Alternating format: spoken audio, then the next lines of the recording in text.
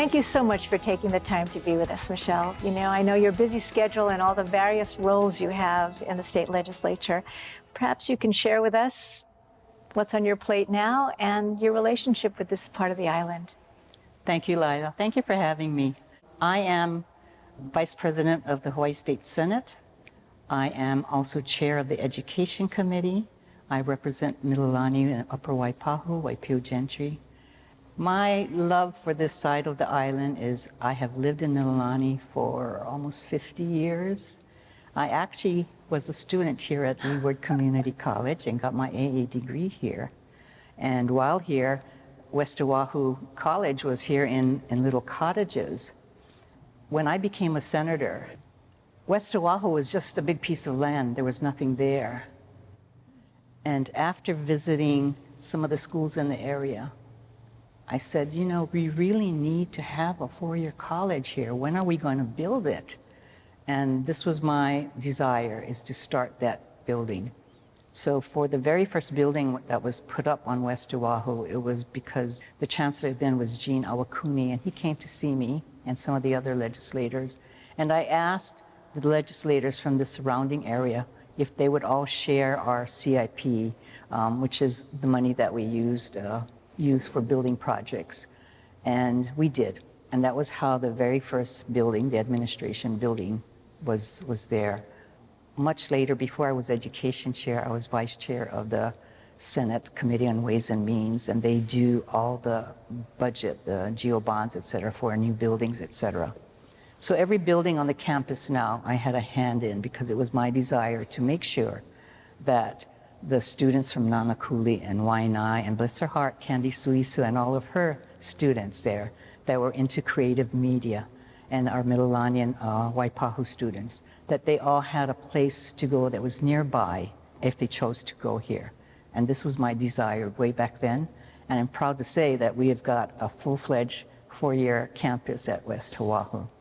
And in addition to that destination for higher education, you've also been incredibly supportive to the high schools, the middle schools, the complexes here.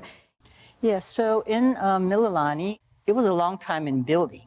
And so we had no idea how full the school would be. And it's one of the busiest schools and one of the most populated schools. Waipahu was already here. It was one of the older schools here in this area. You know, Waipahu actually is a Title I school with principal, now interim superintendent Keith Hayashi. He was really the one that sparked me, because when I went out to visit, he would always say, but we can do this, we can do this. And he had all these programs he wanted to do.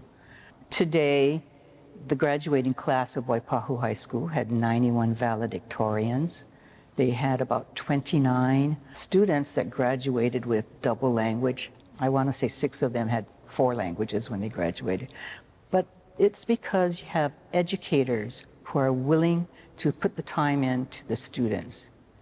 And just face it, is that our community is going to be led by these students, and we have to, you know, make sure that they get the education that they need, the education that they want. And as we know, school doesn't reach everybody.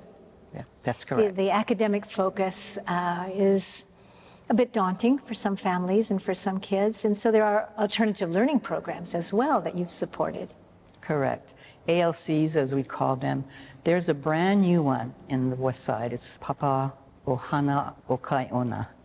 It was a brainchild of then Complex Area Superintendent Ann Mahi. Not every student, particularly in the higher middle school and the high school level, are geared for in-school classrooms. There are many distractions these days. None that I had when I was going to high school, but they sure have now. Whether it's, you know, parents not in the home, or, you know, being taken care of grandparents. And that's just something that we have to learn to deal with our students. Because the other thing is that this is a population of many Native Hawaiian students. And we have to break the pipeline to prison, because it's much more expensive for the state to incarcerate than it is to educate. So if we can spend more money on these alternative learning centers to help these students, they're not bad students, they just need more guidance. And this is one of my passions, is to do this. And in addition to have the regular academic programs be supported and teacher training and administrative leadership training so that we're really addressing the needs of young people in this generation, in this area. Parting thoughts as we wrap up our conversation today. Well, some of the new things and innovations that we're doing, we did a program called Grow Our Own. Basically, it was to help the people who wanted to be teachers to get their 5th year and their teaching certificate. And so we sponsor that. We spend, I think, $600,000, $700,000 a year. And they do 30 students at a time, cohorts. They're now in their 4th cohort. And we know that there's a struggle to get credentialed teachers here.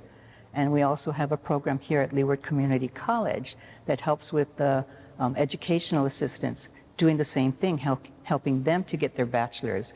And that's been going on for, I think they're in their 3rd year now. And they take the students that are already in DOE as educational assistants. And these are the programs that we need to keep to make sure that we have the certified teachers for our students.